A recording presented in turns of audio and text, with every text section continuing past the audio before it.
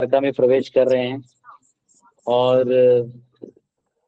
भगवान का जो स्तुति वाचन होने के बाद भगवान को निहारने वाले जो भक्त हैं उनके दर्शन को समझने का प्रयास करेंगे। ठीक है ना। हरे कृष्ण। ओम नमो भगवते वासुदेवाय। ओम नमो भगवते वासुदेवाय। ओम नमो भगवते वासुदेवाय। नारायणं नमस्कृत्य नरं चैव नरोत्तमं देवीं सरस्वतीं व्यासं ततो जयमुदीरयेत्। नष्टप्रायेषु भद्रेषु नित्यं भागवत सेवया भगवती उत्तम श्लोके भक्तिर्भवति नैष्टिकी। कृष्णाय वासुदेवाय देवकी नंदनाय च नंदगोपकुमाराय गोविंदाय नमो नमः। ओम हरे कृष्णा कृष्णा कृष्णा हरे हरे, हरे राम राम राम हरे हरे। ओम अज्ञानतिमिरन्धस्य ज्ञानाञ्जनशलाकया चक्षुरुन्मिलितं तस्मै श्रीगुरुवे नमः। नमो विष्णुपदाय कृष्णपृष्ठाय भूतले श्रीमते भक्तिवेदांत स्वामी इति नाम्नि नमस्ते सरस्वती देवे गौरवाणी प्रचार निर्विशेषशून्यवादी पाश्चात्यदेशतारिणे। जय श्री कृष्ण चैतन्य प्रभु नित्यानंद श्री अद्वैत गदाधर शिवासादि गौर भक्तवृंद। हरे कृष्णा कृष्णा कृष्णा हरे हरे, हरे राम राम राम हरे हरे। हरे कृष्ण। तो द्वारका वासियों ने भगवान की एकदम हृदय से स्तुति की है और बड़ों ने और जो इक्वल हैं सबने उनकी स्तुति करके और फिर जो महल की रानियां हैं, फिर महल में जो रहने वाले उस एरिया द्वारका में रहने वाले जो रॉयल लोग हैं, फिर वहाँ की जो वेश्याएं हैं, उन सब ने कैसे भगवान की हृदय पूर्वक स्तुति की और सब भगवान को निहार रहे थे, देख रहे थे कि अरे ऐसे दर्शन वापिस कहाँ मिलेगा। और वो लोग ये भी कह रहे थे यही तो है वो जो सारे सृष्टि को चलाते हैं और इन्हीं के वजह से हमें, यही हमारे प्राण हैं। कई बार कुछ ऐसे पर्सनालिटीज होते हैं जिनके वजह से एक ऊर्जा आ जाती है एक जीवन में। अब भगवान सभी ऊर्जा के स्रोत हैं, सोच लीजिए। और भगवान के सारी ऊर्जाएं उनकी नाम में रखी हैं, तो जो नाम कीर्तन करता है वो तो और भी एनर्जेटिक रहता है। तो यहाँ अब जब आगे के वर्सेस देखते हैं, हमने कल परसों हमने 24 श्लोक तक देखा था, 25वें श्लोक से देखेंगे। स्कंद पहला अध्याय 11 श्लोक क्रमांक 25। नित्यं निरीक्षमाणानां यद अपि द्वारकौकसां न वितृप्यन्ति ऋषः दृशः श्रियो धामांगमच्युतम्। The inhabitants of Dwarka were regularly accustomed to look upon the reservoir of all beauty, the infallible Lord, yet they were never satiated.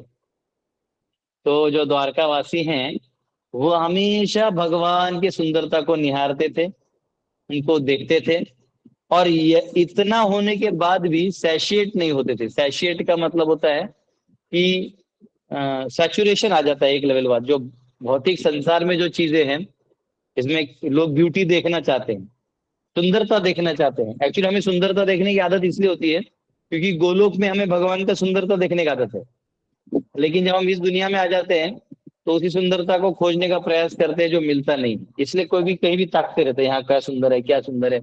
कई बार लोग फोटोग्राफी कैमरा लेके नेचर के पास जाते हैं, क्या कितना सुंदर है हाँ? वो फूल खिल रहा है, उस पे तितली उड़ रही है, चेक। तो हाँ, जो सैशिएशन इसको तृप्त होना कहते हैं। तो तृप्त हो ही नहीं रहे थे। तृप्त नहीं, तृप्त अलग वर्ड होता है, सैशिएट का मतलब चलो ऐसे भी कह सकते हैं। यहाँ ऐसा नहीं कि तृप्त नहीं हो रहे हैं, तृप्त यानी अंदर से आनंद का कंप्लीशन होना, तृप्त भी है जब इतना मैं। तो ये जो लेवल है, जैसे आप सैचुरेशन पॉइंट बोलते हैं, एक पानी में आप शक्कर डालिए, डालिए बाद में उसके बाद वो शक्कर ले नहीं सकता। तो इस संसार का जो सुख है वो उतना ही, एक लेवल बाद आप मतलब पहले आप मजा आता है फिर बाद में बोरिंग लगने लगता है।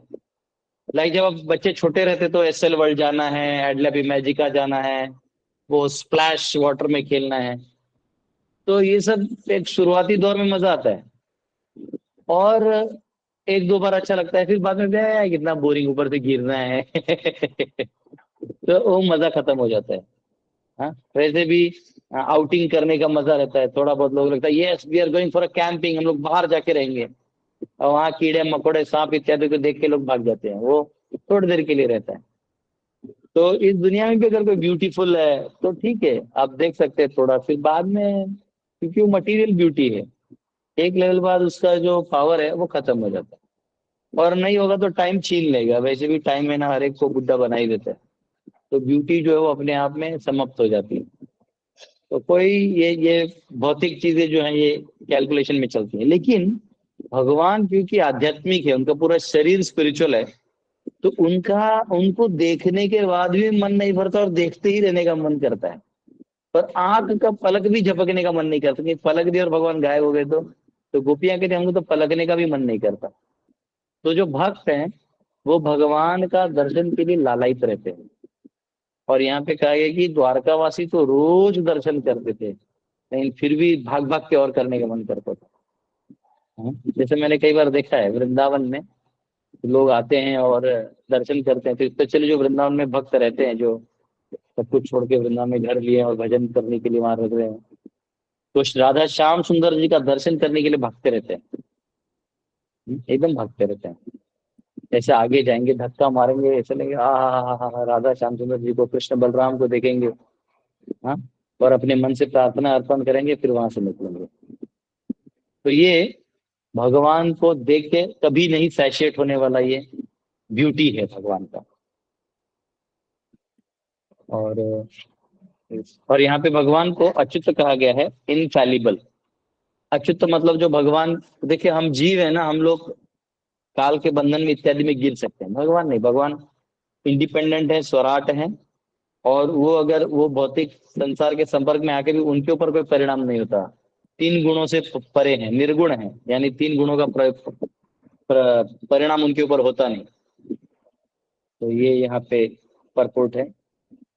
और यहाँ कहा गया his body is source of everything that be the reservoir of all beauties beyond our experience. मतलब हमारे इस भौतिक अनुभव, देखो हमें अनुभव ही क्या है, हमारे लिए ब्यूटी क्या है, गोरा बॉडी, हाँ एक थोड़ा सा एक शेप में फेस होना चाहिए, फिर एक स्माइल एक जेस्चर, बस इतना ही है।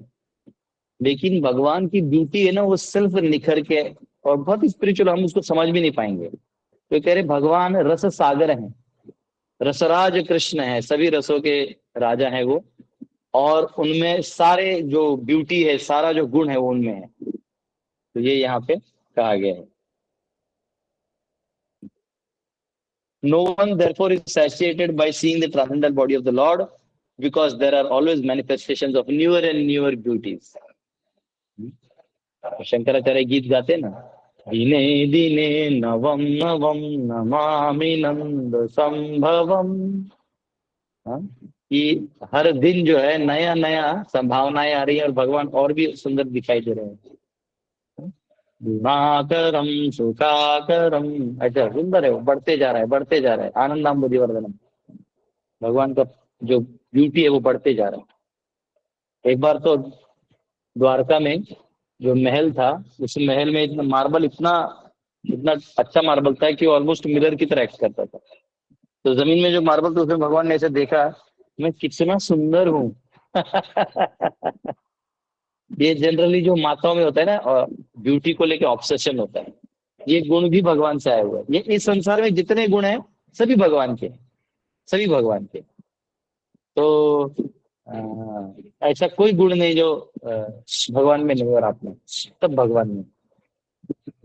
वो कहते हैं ना, जन्मादि अस्ते यतः, कि all the things are in source in the Lord, और फिर जीवों में वो तो यहाँ पे जो ब्यूटी भी है और ऑब्सेस होना, ऑब्सेस होने की भी जो क्वालिटी है वो भगवान में है। वो एट अ टाइम वैराग्य भी है और ऑब्सेस भी है। जैसे माता में ऑब्सेशन होता है ब्यूटी का लेके, नो अपने आप को बहुत ब्यूटीफुल रखना चाहिए, प्रोटेक्टिव वो सनस्क्रीन और क्या क्या हजारों आइटम पोतना पड़ता है, तो वो है ना, वो ऑब्सेशन होता है। लेकिन भगवान का नेचुरल ब्यूटी, वो देखते मार्बल में बोलते उफ, है ना। तो ये है, ये भी गुण है भगवान। 26वां श्लोक। श्रियो निवासो यस्योरः पानपात्रं मुखं दृशाम् बाहवो लोकपालानां सारंगाणां पदाम्बुजम्। The lord chest is the abode of goddess of fortune. भगवान का हृदय जो है वो माता लक्ष्मी का निवास स्थान है। His moon like face is drinking vessels और eyes which hanker after all that is beautiful. हाँ, और उनका जो मुख मंडल है चंद्रमा की तरह, ये जो रस पीने वाले लोग हैं उनके आंखों के लिए ये वो प्याला है, उस रस का प्याला है। His arms are resting places for the administrative demigods। उनके जो भुजाएं हैं ये सभी देवताओं के लिए आराम करने का स्थान है। यानी अगर उनके उनके ऊपर कोई आश्रित हो जाए देवता भी, तो भगवान उसका भी जो समस्या है वो पार कर देते, क्योंकि देवता भी एक्चुअल कंट्रोलर है नहीं, कंट्रोलर भगवान है। तो जब उनको समस्या आता है, अगर वो खुद से सॉल्व करने को जाएंगे तो हार जाएंगे, लेकिन वो भगवान पे आश्रित हो जाएंगे तो बच जाएंगे। आप में से कोई अनम्यूट है प्रभु, म्यूट कर लीजिए। आप में से कोई अनम्यूट है। Feet are the refuge of pure devotees. और उनके जो चरण हैं वो शुद्ध भक्तों के लिए आश्रय स्थान है। Who never talk or sing about any subject about except his lordship. बिना भगवान के वो और कोई विषय पे चर्चा ही नहीं करते, ऐसे भगवान के भक्त हैं।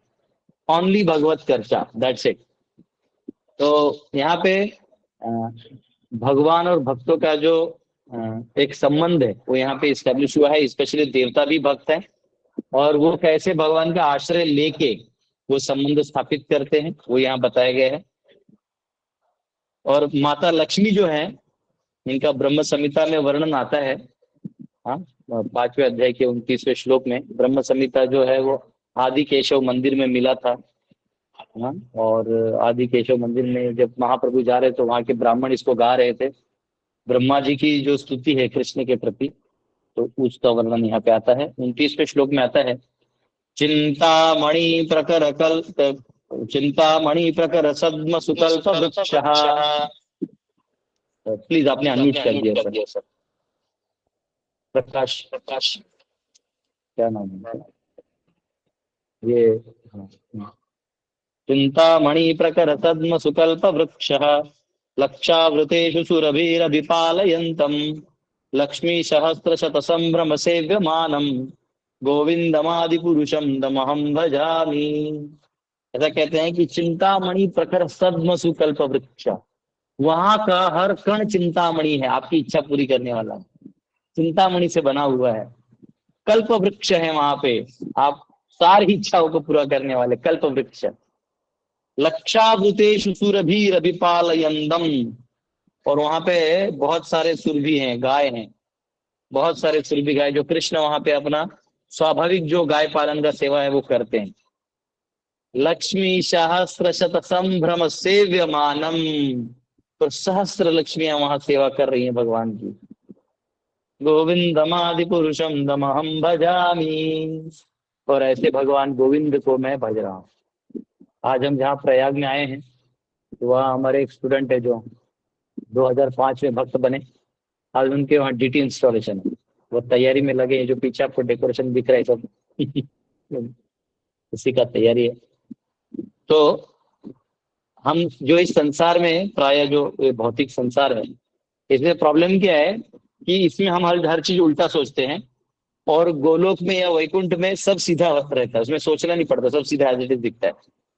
जैसे भगवान श्रीमंत हैं, उनको कहीं कोई चीज की कमी नहीं है, ये कभी भी गोलोकवासी नहीं बोलते, क्योंकि वो दिख रहा है, एविडेंट है। और यहाँ पे इस संसार में सब नास्तिक लोग ये बताने में लगे रहते हैं कि who is God is dead. वो बेसिकली ऐसा इसलिए बोलते हैं ताकि वो भोग कर पाए, क्योंकि आप वर्ड के लाओगे तो फिर बीच में नियम कानून आएगा तो मजा नहीं लेने होगा। तो इसलिए यहाँ पे एकदम उल्टा है, परवर्टेड है, ये परछाई वाला दुनिया है, परवर्टेड रिफ्लेक्शन है संसार का। तो ओरिजिनल में सब भगवान में धाम में है, और यहाँ जितना भी है वो एक तरह से डुप्लीकेट है, या वो केवल हेलुसिनेशन है, वो केवल इल्यूजन है कि आपको फील करा रहा वो है, लेकिन वो नहीं। तो आगे हम देखते हैं। यहाँ प्रभुपाद लिख रहे हैं, जो चिड़िया गाती है ना यहाँ पे, उससे हमको भगवान का याद आ सकता है। यहाँ पे कहा गया था face of the Lord is embodiment of beauty. हाँ, और आगे एक ये क्या है, बर्ड्स रहता है यहाँ पे सुनिए। अभी नजर से चले पर्पज में है। हाँ, what they call beautiful nature is but his smile. जिसको आप प्रकृति कहते हैं और भगवान का स्मित हास्य है। And what they call the sweet song of the birds are but specimens of the whispering voice of the Lord. जो सुबह सुबह आवाज आता है, 2 बजे सुबह से ही चिड़िया अपना कोलाहल चालू कर देती हैं। इससे पता चलता है कि नए दिन की शुरुआत 2 बजे होती है। आप कहीं भी जाइए, जंगल में जाइए, कभी टेरेस है या कहीं अलग जाइए, 2 बजे से चिड़िया जो है आवाज करना चालू कर देती है। और यहाँ पे एक श्लोक में एक शब्द यूज हुआ है सारंग। तो भगवान को कहा गया है सार। सार यानी सभी जो गुण हैं उनका सार भगवान स्वयं है, और उन सार को ग्रहण करने वाले सारंग। तो सारंग जो है वो वैष्णवों को कहा जाता है, भक्तों को कहा जाता है, और इसलिए यहाँ पे सारंग शब्द इस्तेमाल हुआ है। हाँ, सारंग जो भगवान के भक्त उनको सारंग कहा गया। तो रूप गोस्वामी जो हमारे आचार्य हैं, वो एक भजन लिख, उस भजन का टाइटल अगर आप लोग सर्च करके भी निकाल सकते हैं तो निकाल सकते हैं। वो उसको गाना इतना आसान नहीं है, मैंने ट्राई किया 2 बार, उसको अलग से थोड़ा टीम लगेगा और प्रैक्टिस करना पड़ेगा। पर वो गीत ऐसे हैं, कृष्ण देव भवंतम वंदे मन मानस मधुकर, ऐसा है, वो बहुत सुंदर है। तो ये पहला ही लाइन अच्छे से गाना आता है, नीचे वाले जो है वो थोड़े सुर में मेरे बैठेंगे हैं, तो आप वो भी देख सकते हैं। तो उसके बारे में यहाँ प्रभुपाद लिखते हैं, प्रभुपाद वो गीत नहीं लिखते लेकिन उसका ट्रांसलेशन लिखते हैं। तो उसमें रूप गोस्वामी जो है एक भ्रमर का रूप लेते हैं, और भ्रमर का रूप लेके वो गाते हैं। वो कहते हैं, ओ माई लॉर्ड कृष्णा, हे मेरे प्रिय Krishna, I beg to offer my prayers unto you. मैं आपके चरणों में प्रार्थना अर्पण कर रहा हूँ। My mind is like the bee and it is after some honey. मेरा मन जो है ये एक भ्रमर हुआ है और ये कोई मधु चाहता है। Kindly therefore give my bee mind a place at your lotus feet. इसलिए प्रभु आपके चरणों में मेरे मन को स्थान दीजिए। Which are all transcendental honey, और इसमें सभी प्रकार के रसों का जो है स्थान है, तो इसलिए आप दीजिए, मुझे स्थान दीजिए। I know that even demigods, big demigods like Brahma do not see the rays of the nails of your lotus feet even though they are engaged in deep meditation for years together. अनंत सालों तक भी जब ब्रह्मा जैसे देवता तपस्या करते तो भी आपके नाखून के जो रे है उस तक भी वो नहीं पहुंच पाते। जो नाखून का तेज है पांव का, उधर तक भी वो पहुंच नहीं पाते। Still O infallible one, my ambition is such for you are very merciful to surrender devotees. लेकिन आप अपने शरणागत भक्तों को बहुत कृपा करते, तो इसलिए मैं इसी याचना से यहाँ बैठा हूँ। देखिए, एक्चुअली हम सब वैष्णव है ना, जितने भी भक्ति कर रहे हैं, प्राय हम अपना आधा समय या तो उन लोगों से लड़ने में लगा देते हैं जो हमारी निंदा करते हैं कि भक्ति कर रहा है, पागल है, ये है, वो है। उनसे लड़ने में लगा देते हैं जो व्यर्थ है, वो जीत के भी कोई फायदा नहीं, वो हार के भी कोई फायदा नहीं, क्योंकि भक्ति आपको करनी। तो आधा समय हमारा उसमें चला जाता है, और आधा समय जो है वो हमारा चला जाता है भक्तों में कंपैरिजन करने में, कि मैं बड़ा भक्त हूँ, बड़ा भक्त है। लेकिन हम भक्ति करना भूल जाते हैं। जैसे कोई क्रिकेटर है, वो अपना क्रिकेट बैटिंग भूल जाए तो वो कौन बड़ा है छोटा है होगा ही नहीं, वो हार जाएगा, वो जल्दी आउट हो जाएगा, उसका वैसे भी जो क्रेडिबिलिटी है डाउन हो जाएगा। तो भक्तों को भक्ति करते रहना चाहिए। जो नीचे वाले हमारे बारे में क्या बुरा सोच रहे हैं उसको नहीं ध्यान देना।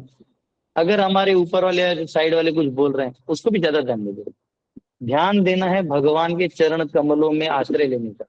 और यहाँ रूप गोस्वामी सिखा रहे हैं कि प्रभु आप कृपया करके अपने चरणों में मुझे स्थान दीजिए, क्योंकि आप शरणागत भक्तों को कभी नहीं भूलते। ओ Madhava, I know also that I have no genuine devotion for the service of your lotus feet. But because your lordship is inconceivably powerful, you can do whatever impossible to be done. वो कह रहे प्रभु, मुझे सच में मेरे पास कोई भक्ति नहीं है, ये मैं भी जानता हूँ, आप भी जानते हैं। ऐसे रूप गोस्वामी कह रहे हैं, जबकि बहुत बड़े भक्त हैं। लेकिन एक भक्त अपने आप को भक्त नहीं समझता, वो सोचता है कि मेरे पास कोई नहीं, वो भगवान को याचना करता है। लेकिन यहाँ वो कह रहे हैं प्रभु, लेकिन आप बहुत दयालु हैं, आप अपना कृपा मुझ पे बनाए रखिए। Your lotus feet can deride even the nectar of heavenly kingdom and therefore I am very much attracted by them. और आपके चरणों का जिसको आश्रय मिल जाए वो ये स्वर्ग वर्ग की भी कामना नहीं करता। एक्चुअली क्या है, हमारे हृदय में ना कहीं वो जो तीव्र भोग करने की इच्छा है ना, वो भक्ति के कारण मरे जा रहा है। तो बीच में वो चिल्लाता है, अरे भोग करने दो, लेट मी एंजॉय। इसलिए आप कभी कभी भक्तों को देखिए, बेचारा भजन वजन भी करता है, और एक बार उसकी सटकती है ना तो वो मेले में चला जाता है, थिएटर में चले जाता है, वो कहीं तो जाके होटल में खा के आ जाता है कि नहीं आज भक्ति की जो है वो भोग है, बस अब नहीं भक्ति। तो अंदर में जो वो दबा हुआ भोग, जो वासना जल रही है ना भक्ति से, वो बीच में अपना जिंदा करने का प्रयास करता है, लेकिन फिर वो वापिस जाता है, फिर वो भक्ति भजन चलते रहता है। तो यहाँ वो कह रहे हैं कि मैं भक्त नहीं हूं, लेकिन आप मुझे तार सकते हैं। तो और ये जो भोग वासना है स्वर्ग में भोगने की और ये दुनिया की भी भोग भोगने की, वो भी खत्म हो जाएगी, केवल आपके अगर चरणों का मुझे रस मिल जाए तो, आपके चरणों में आश्रय मिल जाए तो। O supreme eternal please, therefore let my mind be fixed at your lotus feet so that eternally I may be able to relish the taste of your transcendental service। आपकी सेवा का आनंद में ले सको, इसलिए आपके चरणों में हमेशा बनाए रखिए। हरे कृष्ण। बहुत सुंदर ऐसा वर्णन है। और अभी अभी का जो वर्णन है, अभी जो श्लोक आ रहा है बहुत सुंदर है।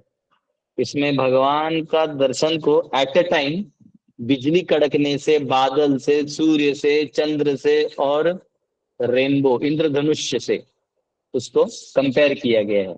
आइए देखते हैं।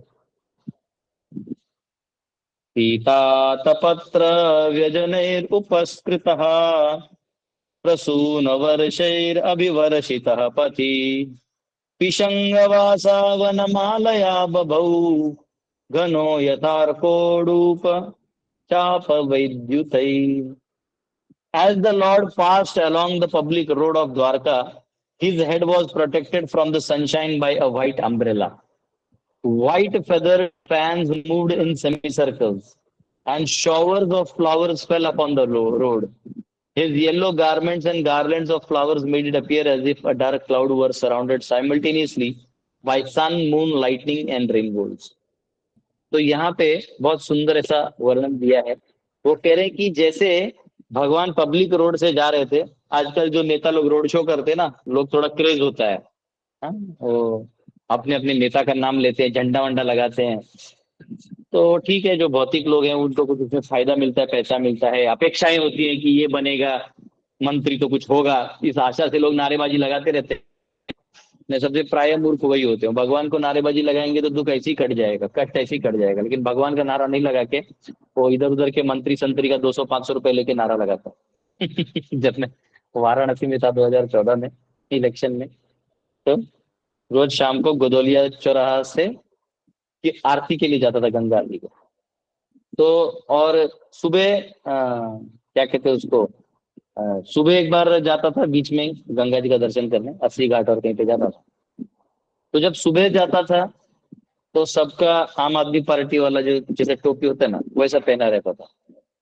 मैं बोला अच्छा अच्छा लगता है, बदलाव होगा।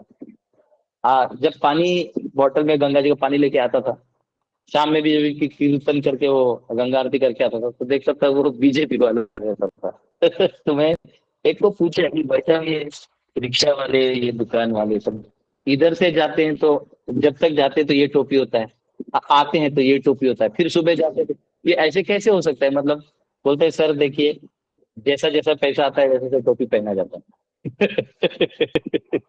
तो प्राय इस अभी के जो नेता है वो अपनी ईमानदारी का चोला का डिंगा हाँकते हैं, लेकिन यहाँ 200-500 में लोगों से जयकारा लगवाते हैं। तो यहाँ पे भगवान का वैसा वाला नहीं है। भगवान पब्लिक रोड पे चल रहे हैं, वो नेचुरल प्रेम है भगवान के लिए, और वो भक्ति वाला प्रेम है। और वो खत्म भी नहीं होगा। और सब जय कृष्ण की जय, जय श्री कृष्ण कर रहे हैं सब। तो वहां से जब वो जा रहे हैं तो यहाँ कहा गया है कि उनको धूप ना लगे इसलिए एक छाता है, और वो छाता जो है वो व्हाइट है, व्हाइट अम्ब्रेला। और हमारे तरफ प्लास्टिक का छाता नहीं होता, वो कपड़ों से बना हुआ व्हाइट अम्ब्रेला होता है, क्योंकि व्हाइट कलर हीट को रिफ्लेक्ट करता है। ये 5,000 साल पहले द्वारका वालों को मालूम था।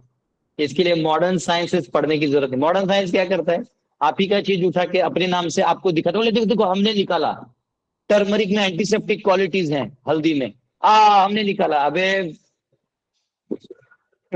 पगला, ये पहले से हमारे लोगों को मालूम है, दूध में हल्दी डाल के पी लो, कफ और ये सब ठीक हो जाता है।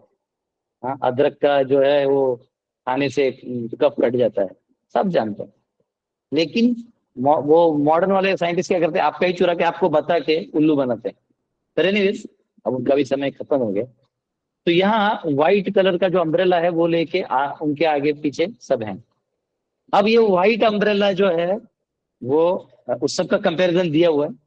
और उसके बाद जो पूरे रास्ते में सेमी सर्कल्ड फैंस हैं जो अच्छे अच्छे उससे बने हुए हैं, पंखुड़ियों से। तो वो सेमी सर्कल में घूम रहे हैं ऐसे, यानी सेमी सर्कल में आधा सर्कल 180 डिग्री, और वो ऐसे ना हवा मार रहे हैं।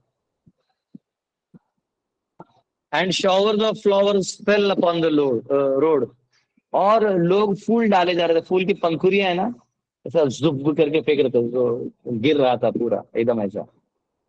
और his yellow garments and garlands of flowers, उनका जो ये पीतांबर वस्त्र है वो, और गले में जो हार था वो वो ऐसा लग रहा था कि काले बादल को आ, ये काला बादल मतलब कृष्ण का जो चेहरा है, मुखमंडल वो सांवला है, और घने मेघ सुंदर की तरह है भगवान, श्याम सुंदर है। शांताकारं भुजगशयनं पद्मनाभं सुरेशम, विश्वाधारं गगन सदृशम, गगन के सदृश है। मेघवर्णम शुभांगम, मेघ जो बारिश आता है ना, उससे पहले मेघ आता है, देखो वो थोड़ा ब्लूइश थोड़ा ब्लैकिश टिंजी टाइप रहता है, बस वो कलर है भगवान का, स्वीट है भगवान। तो उसके ऊपर हार और ये जो पीतांबर वस्त्र है ये उसको ढक रहा है, वो काले बादल को ढक रहा है, जैसे सूर्य चंद्र और जो बिजली कड़कती है वो, और इंद्रधनुष एक साथ उसको छुपा रहे हैं। तो ये देखिए यहाँ पे उसका वो उदाहरण दिया है, एनालॉजी क्या क्या दिया हुआ है। तो भगवान का जो शरीर है वो तरह है, वो बारिश के बादलों की तरह है, और उनका जो ऊपर छाता है वो सूर्य की तरह माना गया है, व्हाइट शुभ्र। और उनके जो वो जो ऊपर से हिल रहा है, जो छाता है वो जो हिल रहा है, तो वो चंद्रमा की तरह कंपेयर किया गया है। और जो फूल गिर रहे हैं ये तारों की तरह कंपेयर किए गए हैं। और जो पीतांबर वस्त्र है ये इंद्रधनुष की तरह किया गया है। तो इस प्रकार ये सारों का जो उदाहरण है वो एक एनोलॉजी की तरह, उसको मतलब वो दर्शन है, कितना रमणीय है। आप में से कोई ऐसा पेंटिंग बना सकता है तो अच्छा रहेगा, ये बहुत सुंदर है। और यहाँ कहते हैं कि ये सारी चीजें एक साथ नहीं आती, अगर सूर्य है तो चंद्र ढक जाता है, और अगर चंद्र है तो फिर बहुत सारी चांदनियां ढक जाती हैं, और अगर रेनबो है और सूर्य है तो लाइटनिंग नहीं होता। तो इस प्रकार से कुछ भी आप कर लीजिए, तो हर चीज एक साथ नहीं आ सकती, लेकिन यहाँ भगवान का द्वारका में घूमने से ये सभी चीजें एक साथ आ गई थी। तो ये यहाँ पे this the adjustment is possible only when we think that inconceivable potential of the Lord. The Lord is all powerful, and in His presence, anything impossible can be made possible by His inconceivable energy. तो ये भगवान की स्तुति यहाँ पे की गई है। एक और श्लोक लेते हैं 28वां। प्रविष्टस्तु गृहं पित्रो परिष्वक्त स्वमातृभिः ववन्दे शिरसा सप्त देवकी प्रमुखा मुदा। After entering the house of his father, he was embraced by the mothers present, and the Lord offered his obeisances unto them by placing his head at their feet. The mothers were headed by Devaki, his real mother.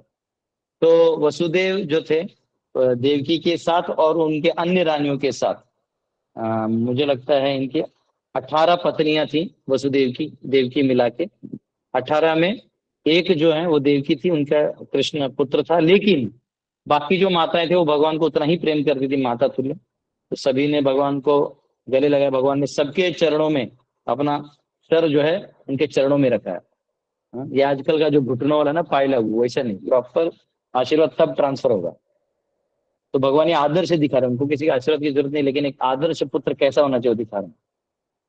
तो इस प्रकार फिर बाद में वसुदेव ने भी उनको आलिंगन दिया। तो अब वो भगवान अंदर गए और अपनी माताओं से सबसे आशीर्वाद लिया। और अगला श्लोक है, पुत्रम अंकम आरूप्य स्नेह स्नूत पयोधर हर्ष विह्वलितात्मान चूर्णे जर्जलै। The mothers after embracing their son sat him on their laps due to pure affection. Milk sprang from their breasts. They were overwhelmed with the delight, and the tears from their eyes wetted the Lord. तो यहाँ पे भगवान को देख के सभी माताओं ने गले लगाए, तो उनके आंखों से जो पानी आ रहा था उससे भगवान का कंधा गीला हो रहा था और उनके स्तन भी गीले हो रहे थे मातृत्व के भाव के कारण।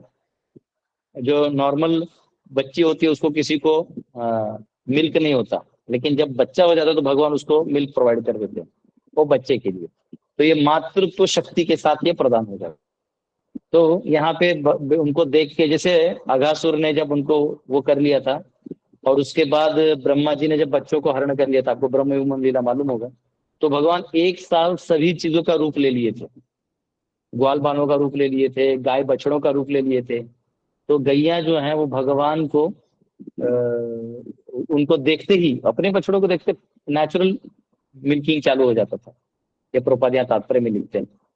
तो ये स्वाभाविक भाग है और माताओं का इतना प्रेम हुआ कृष्ण के प्रति, तो ये माँ और बेटे का जो रिलेशन है इसका कोई लेने नहीं, वर्ल्ड वॉर करके आए हैं भगवान लेकिन है ना, तो बेटा बेटा है, वहाँ वो जो प्रेम है वो यहाँ दिखाई दे रहा है।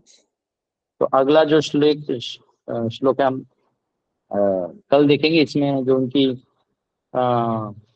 जो पत्नियां हैं उनका विवरण वहां आएगा। तो द्वारका में एंट्री हमने कर लिया है, द्वारकावासी मिल गए, जो पैलेस के लोग हैं वो मिल गए, प्रोस्टिट्यूट्स मिल गए, जो वहाँ के बड़े बड़े लोग थे वो मिल गए, फिर माता पिताओं का दर्शन हो गया। अब कल पत्नियों से बात होगा। तो बहुत बहुत धन्यवाद आप सबका। हरे कृष्णा। संडे ऐसे भी बहुत टाइट रहता है, बहुत कम लोग आते हैं क्योंकि संडे में सब अपने अपने लोकल टेम्पल्स में जाते हैं जिनका नजदीक है, और फिर भी आप सब यहाँ समय निकालते हैं, आपका बहुत बहुत धन्यवाद है। ओके, हरे कृष्णा। किसी का कोई क्वेश्चन है तो पूछ सकते।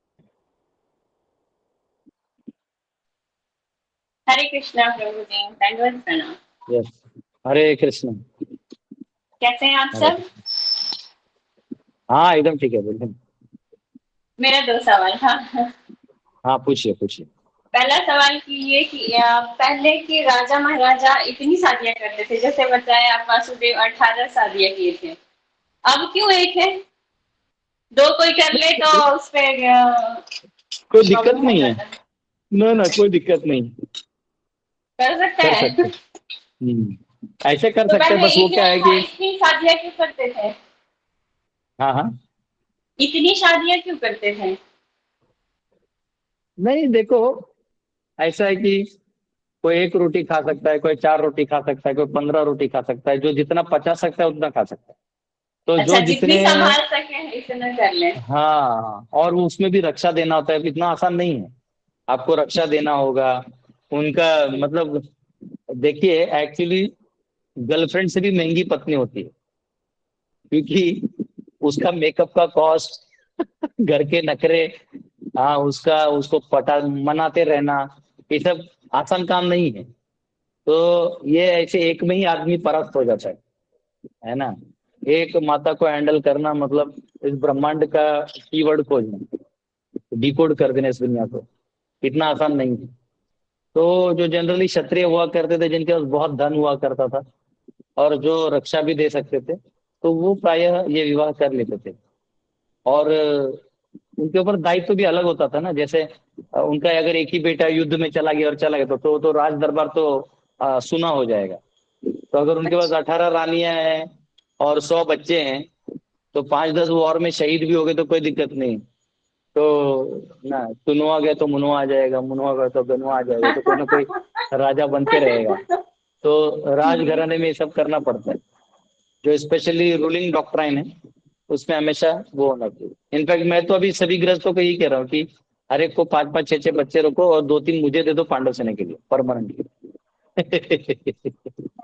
अच्छा, तो ये दूसरा बहुत सवाल इम्पोर्टेंट। था मेरा हाँ बोलिए। कि अगर अब अभिमन्यु तो अर्जुन के पुत्र थे ना, हाँ तो तो ये चक्रव्यूह जब रचा गया था महाभारत युद्ध में रचा गया था, हाँ वो तो व्यू फॉर्मेशन होता है, तो मतलब अभी आर्मी जब आती है। चक्रव्यूह में जाके तो चुना सकता है। नहीं समझा नहीं, क्वेश्चन क्या है चक्रव्यूह का? चक्रव्यूह जब महाभारत में रचा गया था तो चक्रव्यूह में अभिमन्यु को ही क्यों भेजा गया, अर्जुन को क्यों नहीं भेजा गया? नहीं, ये ऐसे क्वेश्चन नहीं पूछना कभी। ये तो फिर ऐसा हो गया कि हम अब अर्जुन को भेज दिया तो आप बोलेंगे युधिष्ठिर क्यों नहीं गए। नहीं नहीं युधिष्ठिर को भेजते तो बोलते अर्जुन नहीं नहीं, कृष्ण। अर्जुन को चक्रव्यूह का ज्ञान था ना, चक्रव्यूह तोड़ने का। देखिए, ये कोई ऑनलाइन गेम नहीं है कि कोई भी लॉग इन करके कहीं भी घुस जाएगा।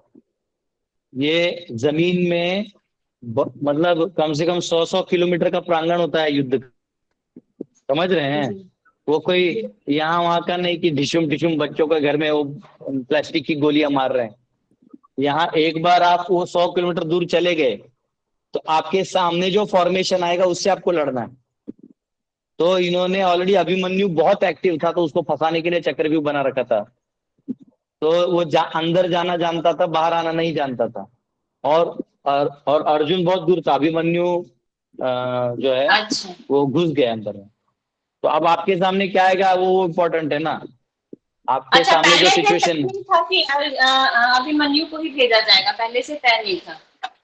ये ऐसा नहीं होता है कि एक ही चक्रव्यूह कौन जाएगा माता जी। अच्छा अच्छा हर योद्धा हर योद्धा के सामने अलग अलग रणभूमि बनाई जाती थी। अच्छा ये लोग भी बनाते थे। जैसे जयद्रथ को मारा था तो जयद्रथ ने, तो अर्जुन ने बोला कि मैं जयद्रथ को 24 घंटे में अगर नहीं मारा, वन विहारी प्रभु म्यूट कर लीजिए। वन विहारी प्रभु म्यूट कर लीजिए आप। आपका आवाज मुझे आ रहा है, मुझे बोलने नहीं हो रहा है। तो चक्रव्यूह जो है, तो जयद्रथ को जब अर्जुन ने कहा कि मैं 24 घंटे में आपको मार दूंगा नहीं तो मैं अग्नि में खुद प्रवेश कर जाऊंगा, तो जयद्रथ बहुत दूर तक चला गया। उसके पीछे रथ ले लेके संध्या हो गया था, लेकिन सूर्य अस्त नहीं हुआ था। और उतने भगवान ने क्या किया, उसको सुदर्शन चक्र से ग्रहण लगा दिया। अब ग्रहण लगा दिया तो रात हो गया, जयद्रथ बाहर आ गया हंसते से। अब भगवान ने ग्रहण हटाया, अर्जुन को बोला मार इसको, आगे देख बार।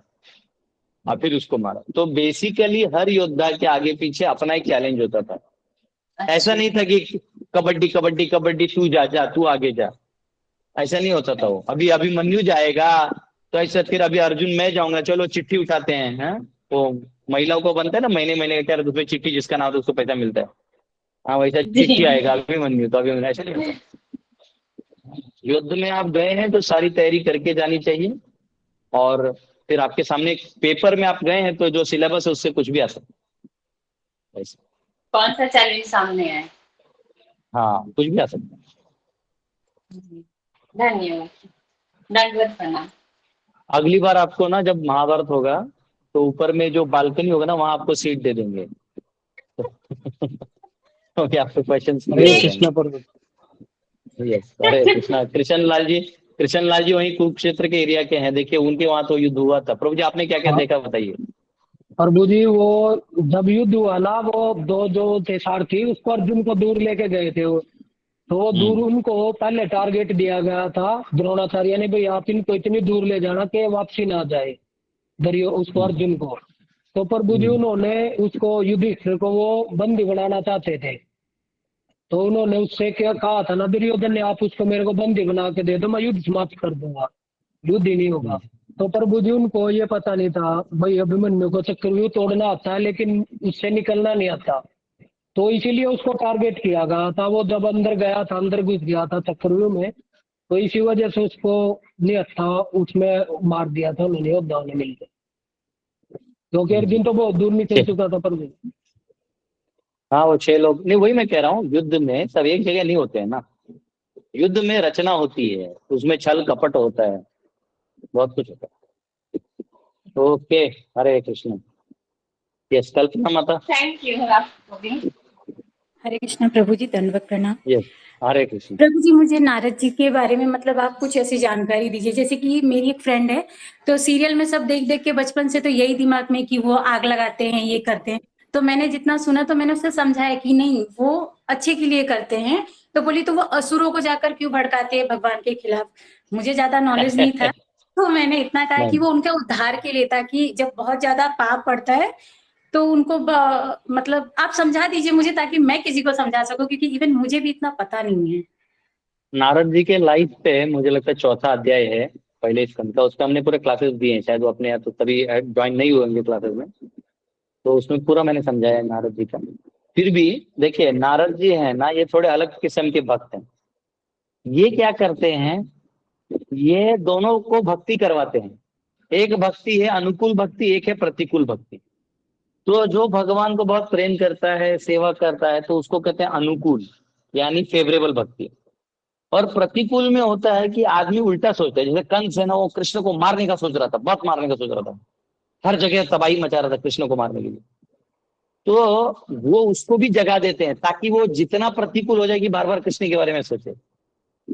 तो जी नारद मुनि जैसे अभी उसको भी श्राप दिए थे, नल कुबेर मणिग्रीव को, कि जाओ, कुबेर के पुत्र घमंड हो गया है, जाओ तुम पेड़ बन जाओगे।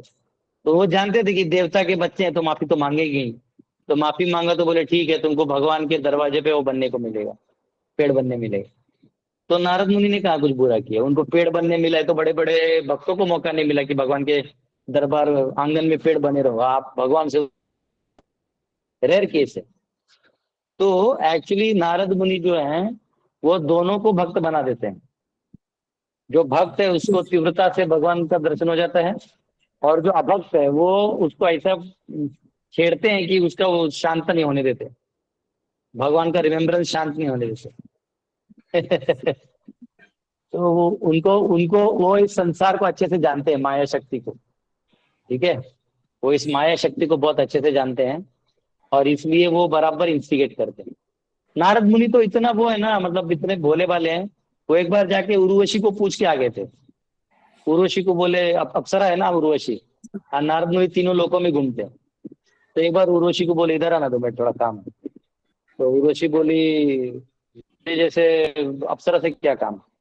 तो बोले, नहीं नहीं, थोड़ा ना मेरा एक चीज में ज्ञान कम रह गया है, तू बताएगी। बोले, अच्छा, आप तो परम ज्ञानी हैं, आप मुझसे क्या ज्ञान चाहते हैं। बोले, नहीं नहीं नहीं, ये जो स्त्रियों का स्वभाव है ना, मुझे समझ में नहीं आता, तो कृपया करके थोड़ा ज्ञान दे दे मुझे। तो बोले, अरे मैं अप्सरा हूँ, मैं हम मेरा हमारा पिटारा क्यों खोले तुम।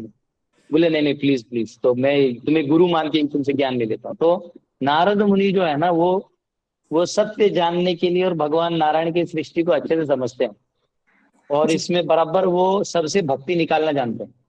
एक राजा है, अभी 4थे स्कंद में अध्याय आएगा, स्टोरी सुनिए और आपका दिल खुश हो जाएगा। नारद मुनि एक राजा था, प्राचीन बरिशद। तो उसको एक राजा पुरंजन का वो स्टोरी बताते हैं, वो उसका उद्धार करने जाते हैं, पर उसका खोपड़ी में भोग रहता है। तो उसको एक शहर की कहानी सुनाते हैं जिसके 9 दरवाजे होते हैं। करते करते करते पूरा कहानी सुनते सुनते सुनते, और राजा लास्ट में बोलते हैं, अरे ये तो अपने शरीर के बराबर है, और वो जो है वो राजा, वो तो आत्मा है। हाँ, अब आया पॉइंट। और बोले, रानी बुद्धि है। बोले, हाँ, अब आया तुझे समझ में, वो हम इस शरीर में रह रहे। तो देखिए, नारद मुनि के पास सारे ट्रिक्स हैं भक्त कैसे बनाना है ना। तो वो अपना स्टाइल अपनाते हैं, और वो जो भी कर रहे हैं उसका गोल क्लियर है, तो फिर बाकी डिटेल्स मायने नहीं रखते। वो असुर के पास जाएं या ना जाएं, असुर को ही आइडिया दे दे ना दे, उसका कोई मतलब ही नहीं, क्योंकि भगवान, असुर को अलग थोड़ी, वो भी भगवान का क्रिएशन है। असुर असुर वो होता है जिसकी सोच में दूसरों को तकलीफ पे जीने का एक भाव रहता है, उसको असुर कहते हैं। जो अपना सोच विचार नहीं करके दूसरों को कष्ट देने में मजा लेता है, वो असुर होता है। तो असुर कोई अलग लोग नहीं, ब्रह्मा जी खुद असुर और असुर दोनों को बुलाते थे। देवता और दानव दोनों को खाना खाने के ब्रह्मा जी खुद बुलाते हैं। एक बार ब्रह्मा जी ने बोला कि ये कंडीशन है कि भोजन तो किया जाएगा लेकिन हाथ में यहाँ पट्टी होगा ऐसा। तो जो असुर थे ये लोग ऐसा लेते आते थे, आ करके खा रहे थे। तो जब देवताओं की बारी आई तो देवताओं ने एक दूसरे को सामने बिठाया और खिलाया।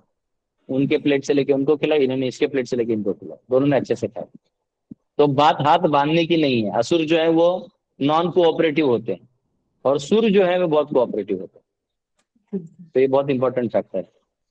तो नारद मुनि कहीं भी जाके आग आग लगा के आ सकते हैं और सबके जीवन में आग लगाना जरूरी है, क्योंकि लोग नहीं तो प्राय इस भौतिक संसार में ही अपना आश्रय बना लेते हैं। तो नारद मुनि जगा दे सकते हैं। मतलब इन शॉर्ट नारद जी सबकी भलाई के लिए जाते हैं। पर ये लोग जो सीरियल देख देख के सबकी बुद्धि इतनी भ्रष्ट हो गई कि वो उनको एकदम नेगेटिव ले लेते हैं कि अरे वो तो ये है वो है। तो कोई बात नहीं, वो सीरियल अब ज्यादा दिन चलेगा नहीं, सब खत्म हो रहा है। 10 साल देख लो, जितना भी देखना है वो भी खत्म हो जाएगा। बाद में लोग वापिस पुराण पढ़ के नारद मुनि को प्रणाम करेंगे। जी जी प्रभु जी, धन्यवाद प्रभु जी, धन्यवाद, प्रणाम। यस अजय जी। हरे कृष्णा प्रभु जी, धन्यवाद प्रणाम। धन्यवाद धन्यवाद। प्रभु जी, परमात्मा परमेश्वर में कुछ अंतर होता है क्या? देखिए, ईश्वर यानी कंट्रोलर, तो हम सब जीव भी छोटा छोटा कंट्रोल भगवान की कृपा से उनकी शक्ति से करते हैं। तो हम उनको कहा जाता है ईश्वर। परम ईश्वर यानी जो सभी ईश्वरों के ईश्वर हैं, यानी सभी जीवों के भी जो ईश्वर हैं वो ईश्वर। आत्मा यानी हम लोग आत्मा है, और परम आत्मा यानी जो सभी आत्माओं का भी इच्छा जान ले और सबको वो अपनी तरफ से कनेक्टेड है, उसको परम आत्मा कहते हैं, परमात्मा। सिंपल, और दोनों सेम है। थैंक यू प्रभु जी, हरे कृष्णा। हाँ यस, ये डॉक्टर जी आप हाथ उठाए हैं। हरे कृष्णा प्रभु जी, मैं शायद कहीं मिस कर रहा हूँ, लेकिन मुझे ये क्लैरिटी चाहिए कि जैसे आगे इस स्कंद के इस अध्याय में चल रहा है कि कृष्ण भगवान द्वारका में एंटर कर रहे हैं, तो क्या ये पहली बार एंटर कर रहे हैं या पहले भी जा चुके हैं, या पहले जाके फिर महाभारत में गए थे? क्योंकि सब उनका स्वागत कर रहे हैं, आप कह रहे हैं कि कई लोग उनको निहार रहे हैं, पहली बार देख रहे हैं। तो मुझे ये क्लैरिटी नहीं है कि या क्या वो महाभारत युद्ध करके पहली बार जो था, नहीं, पहली बार जो देखा वो हस्तिनापुर के लोगों ने देखा। ये तभी मैंने यूज किया वर्ड। द्वारका में पहली बार किसी ने नहीं देखा। द्वारका में पहले से ही लोग देख रहे हैं और उनको बार बार देखना चाहते हैं। अभी मैंने वही कहा ना कि सैशिएट नहीं होते, मतलब भगवान को वापिस देखना चाहते हैं। वही तो मैं कह रहा हूँ, सुबह उठ के लोग मंदिर श्याम सुंदर वृंदावन में जाते हैं, भगवान का दर्शन करते हैं। भगवान तो वही है जो कल देखा था। श्रृंगार आज कैसे हैं, आज किस भाव में है भगवान, लोग देखना चाहते हैं, वो प्रेम है। तो हस्तिनापुर में जो लोग थे पहली बार देख रहे थे, द्वारका वाले पहली बार नहीं देख रहे थे। और आप कंफ्यूज हो सकते हैं क्योंकि हमने हस्तिनापुर में भी उनका वर्णन किया और अब द्वारका वाले अब यहाँ से यहाँ आए तो यहाँ वाले वर्णन करें। भगवान द्वारका में ही रहते थे, लेकिन वो युद्ध के लिए जब गए थे तो बहुत दिन बाहर थे। तो जब वो युद्ध से कोई आदमी आता, तो मैंने पिछले लेक्चर में समझाया, कोई व्यक्ति आता है तो डर लगा रहता है कि आएगा नहीं आएगा, नहीं समझे, तो ये मन में बना रहता है। और जब भगवान को देखा तो सबको एक प्रेम और वो सब जो है जागृत हो गया। तो वो वाला सीन है। प्रभु जी, वो ये डाउट ये है कि द्वारका में कौन सी उम्र में गए थे, और फिर क्या फिर वहां से फिर वो वापस आए थे महाभारत का युद्ध करने के लिए? देखो, भगवान जब वृंदावन से गए मथुरा, मथुरा से फिर जरासंध से लड़ाई झगड़ा किया, तो 17-18वें लड़ाई में वहां से निकल के जी मुचकुंद गुफा के पास गए। फिर वहां मुचकुंद का उद्धार हुआ, कालेवन का वध हुआ। फिर वहां से उन्होंने समुद्र से द्वारका नगरी मांगी उधारी पे, तो समुद्र ने जमीन दे दिया, वो द्वारका नगरी बसी। वो द्वारका नगरी में रहने लगे। फिर वहां उन्होंने रुक्मिणी ने लेटर लिखा, उनसे विवाह किया, जाम्बवती से किया, सत्यभामा से किया, जो 16,100 बाकी जो माताएं थी जिनको पकड़ के ले गया था असुर, उधर से उनको बचा के फिर उनसे विवाह किया। फिर द्वारका नगरी बसाई, अपने सभी माता पिता सब बड़े जनों को लाके द्वारका में नगरी बसाई। अब सारा किया। अब उसके बाद बीच में ये इन युद्ध चल कौरव पांडव में, धर्म अधर्म का स्थापना करना था भगवान को। भगवान ने युधिष्ठिर को चुना और फिर वो सेटलमेंट के लिए हमेशा जाते थे। करते करते युद्ध अटल था, तो युद्ध हुआ तो भगवान बोले हम युद्ध नहीं करेंगे, मेरी नारायणी सेना जो है वो आप ले लो, और एक जगह मैं जो शस्त्र कभी नहीं उठाऊंगा। वहां गए, युद्ध में सारे मारे गए, 5 पांडव छोड़ के वो वापिस आए, उनको राजगद्दी दिया, उनको संभालने का ताकत दिया। तो वहां हस्तिनापुर के लोगों ने उनको नहीं जाने के लिए कहा, ऐसा वैसा जो भी, थोड़ा दिन वो रुके, फिर वहां से वो निकले। उसके बाद वो द्वारका आए, तो इतने दिनों बाद द्वारका आए, तो द्वारका वाले सब अब बात कर। अच्छा, ये भागवतम में दिया है प्रभु जी, मैंने मिस कर दिया क्या? भागवतम में क्यों देंगे, तो महाभारत का पार्ट है। महाभारत का पाठ है, ठीक, इसके लिए महाभारत पढ़ने की जरूरत है। जी धन्यवाद, आपने बहुत क्रोनोलॉजी समझा दी। भागवतम जो है ना, धन्यवाद। देखिए आपको बता रहा हूँ, देखिए जैसे एक प्लेट में खाना होता है, सैलेड होता है, अचार होता है, चावल होता है, दाल होता है, रोटी सब्जी होती है, मिठाई होता है। वहां आदमी समझो अभी वो सिर्फ मिठाई खाने के मूड में है, तो वो बफे में से सिर्फ मिठाई उठाएगा। आइसक्रीम गर्मी है तो आइसक्रीम खाने के मूड में सिर्फ आइसक्रीम उठाएगा। वो अगर ठंडी का माहौल है, छोले भटूरे खाने के मूड में, तो छोले भटूरे उठाएगा। तो क्या होता है, भागवतम में आपको पहले ही बताया था पहले लेक्चर में, भागवतम है क्या। भागवतम हिस्ट्री ज्योग्राफी में नहीं जाता। भागवतम भगवान के आसपास जो हुआ ना, और भक्तों के जीवन में जो, उतना ही बताने में इंटरेस्टेड है। और वो जो श्रोतागण सुनने के लिए बैठे हैं, वो वही के बैठे हैं। और जिनको बाकी डिटेल चाहिए उसके लिए महाभारत, रामायण, ये वो पुराण इत्यादि बोल दिए गए, है ना। तो उससे पता चलता है कि कौन कौन से युग में आया था, कौन कौन से, वो सब अलग चीज है। यहाँ वो बात ही नहीं हो रही, यहाँ बात हो रही है कि भगवान और भक्त के बीच में जो भक्ति का संबंध है, उधर की बात है। द्वारका में भी देखो, अभी हो सकता है भगवान ने हस्तिनापुर में जो कोई एकादसुर बच गया होगा, उसको धमकी भी दे के आए होंगे, हमको क्या पता, वो महाभारत में भी चल सकता है। लेकिन यहाँ पे वो बात हुई ही नहीं है। भागवत में बात हुई है कि कैसे सब प्यार से हमको निहार रहे हैं। प्रेम और प्रीति वाला जो पार्ट है, भक्ति भाव वाला, वो यहाँ पे वर्णन कर भागवत में। ओके, और एक काले कोट वाले प्रभु जी हैं, मैंने हाथ ऊपर किया। ये गुरुदेव, जी बोलिए प्रभु। जय श्री कृष्ण प्रभु जी। प्रभु जी, एक शंका थी कि अगर जो युद्ध हुआ, काफी बहुत बड़ी सेनाएं थी, उन सेनाओं को जो रात को जो खाना खाते थे, वो खाना मतलब दोनों तरफ की सेनाएं जो खाना खाती थी, वो कैसे पता लगा था कि मतलब कितना खाना पकना है या नहीं पकना, क्योंकि काफी तो प्रभु जी, लोग मुझे नहीं लगता ये सब, ये क्वेश्चन नॉनसेंस है। एक क्वेश्चन को कोई मतलब नहीं बनता। ये तो ऐसा हो गया कि प्रभु जी वहाँ लोग कौन सा अंडरवेयर बनियान पहनते थे, वहाँ कैसा नहीं, खाना वो खाते थे। उसमें क्या होता है कि काफी लोग तो हाँ। मर जाते थे। वो जैसे मान ली अक्षणी सेना थी, तो आधे से ज्यादा तो लोग। प्रभु जी, अभी आप कहीं भी इंडिया में जाते हैं, भारत में, तो आपके पास आधार कार्ड होता है ना। आपका आंख, कान, उंगलियां, रेटिना सब चेक करके वो बता देता आप कौन है, आप कौन से गांव से आए हैं। आपका आधार कार्ड से बैंक अकाउंट लिंक होता है, तो उससे पता चलता है आपका कितना पगार है, आपका मंथली इनकम क्या है, आप टैक्स कितना भरते हैं, आप कहाँ कहाँ गए, आपके प्रभु जीपीएस से जी, पता मैंने चलता जो पढ़ा है थोड़ा है, बहुत, गूगल बता देता ओडीपी। है। तो मैं कह रहा हूँ, सुनिए, ये आर्मी मैनेजमेंट है। वो आर्मी मैनेजमेंट होता है, जो आर्मी का लेखा जोखा होता है, वो हर आर्मी मैन रखते हैं। दुर्योधन या अर्जुन गिनने थोड़ी जाएगा आज कितने मरे, कितनों को खाना बनाना। वो मैनेजमेंट होता है, उनको अंदाज आ जाता है कि आज इतने सारे, इतना लकड़ी खत्म हुआ मतलब 500 लोग मर गए, उनको पता है क्या दिक्कत। प्रभु जी, उडुपी के जो राजा थे, वो खाना पकाने का वो दायित्व लिया था, उन्होंने लड़ाई नहीं करी थी, मेरे को ये मैंने पढ़ा था। जो बोलना है तो बताइए ना, उसमें ये मैनेजमेंट क्यों पूछ रहा है।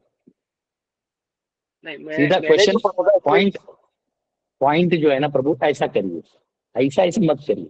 आपको कहना है कि उडुपी के जो वहाँ राजा थे, उन्होंने वो खाना पकाने का जिम्मा लिया था, वो तो अच्छा चीज है। ये बोलने के लिए आप इधर उधर कौन करता था, कैसे करता था, नहीं, मुझे भी थोड़ा थोड़ा ये ज्ञान था, इसलिए मैंने आपसे कंफर्म करने के लिए पूछा। नहीं, मुझे नहीं मालूम है प्रभु जी, क्योंकि उडुपी वाले ही खिलाए होंगे, तभी राइस रसम सस्ते में बन जाता है। वॉर में रसम सांबर मसाला ले गए होंगे वो उडुपी का, और अच्छा साउथ इंडियन डिशेस खिलाया होगा। लेकिन पॉइंट क्या है कि वो हमारे भागवतम के टॉप 10 मार्क नहीं रहते, क्योंकि वो ऐसी डिटेल्स है ना जिसका वहां तो कोई है नहीं, ना आप है नाम थी। और महाभारत में भी ये सब ज्यादा वर्णन नहीं होता। वो ज्यादा उडुपी के राजा का मेंशन हो सकता है कि वहां से दक्षिण से आया कोई खाना बनाने के लिए, पर ये सब डिटेल्स नहीं रहता कि आर्मी कैसे मैनेज किया, क्या किया, नहीं किया, उतना नहीं रहता। इनफैक्ट चक्रव्यूह का भी रचना ज्यादा नहीं बताया, थोड़ा थोड़ा बताया, तो लोग उससे अंदाज लगाते हैं और आज के वॉरफेयर से मिला जुला के उसको समझने का प्रयास ऐसा। हरे कृष्ण। हरे कृष्ण। ओके, हरे कृष्ण। यस, अभी कोई हाथ ऊपर नहीं दिख रहा है, तो थैंक यू वेरी मच, आप सबका बहुत बहुत आभारी हैं। कल मिलेंगे, कल वो अपनियों से मिलेंगे। और एक याद रखिए, यहाँ विरह भाव है वो बहुत इंपॉर्टेंट है, क्योंकि भगवान जिनसे भी मिल रहे हैं सब भगवान के भक्त हैं, तो वो बहुत दिन नहीं थे, तो वो विरह वाला जो पार्ट है वो यहाँ समझना बहुत इंपॉर्टेंट है, क्योंकि हम लोग भी भगवान से दूर हैं अभी विरह में। हरे कृष्ण। हरे कृष्ण प्रभु जी। प्रभुपाद की जय। बहुत बहुत धन्यवाद। हरे कृष्ण प्रभु। हरे कृष्ण प्रभु जी। हरे कृष्ण प्रभु जी।